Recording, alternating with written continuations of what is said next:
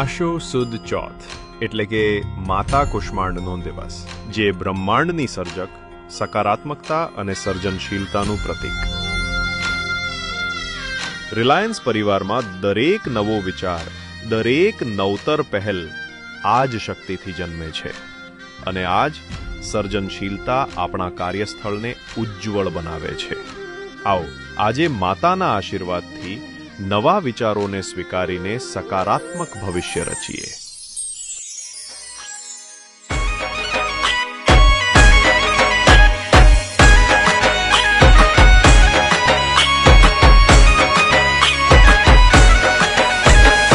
ઓખો તો દુનિયાથી નોખો કહેવાય, દ્વારિકાના દેવની તો વાત જ નો થાય.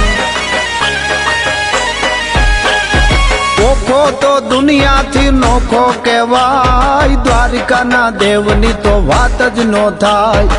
મીઠુડી ધરતીના મીઠા ભગવાન, દરિયાના ફળિયામાં ડીઠા ભગવાન. ચરણો પખાળે જ્યાં સાગર ગંભીર, નિર્મળ જ્યાં ખળખળતા ગોમતીના નીર, નેજો ઠાકરનો જ્યાં આભે લહેરાય, દ્વારિકાના દેવની તો વાત જ નો થાય.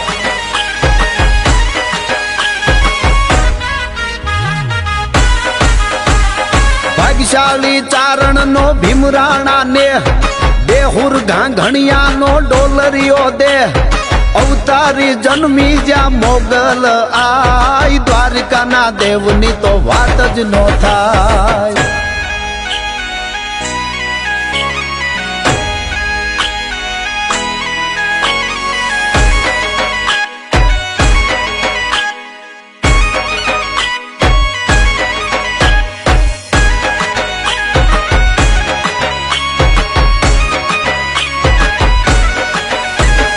દસમા જ્યોતિર્લિંગ જ્યાં દાડો છે શિવ, જેની કૃપાથી છે જગના હરજીવ, નાગેશ્વર ભોળાની મૂર્તિ દર્શાય, દ્વારિકાના દેવની તો વાત જ નો થાય. નાગેશ્વર ભોળાની મૂર્તિ દર્શાય, દ્વારિકાના દેવની તો વાત જ નો થાય.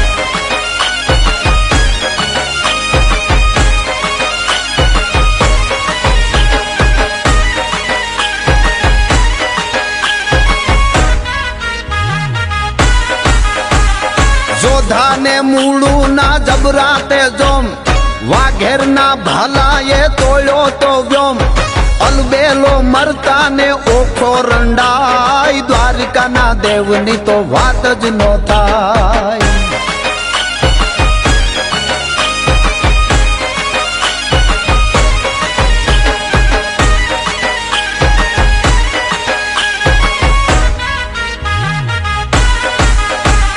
ધવલિયા ધરતીના ધવળા છે લોક, શરણાર્થી હાટું એ મરવાના શોક, ચારણ રાજ્યના ગીતડા જો ગાય, દ્વારકાના દેવની તો વાત જ નો થાય.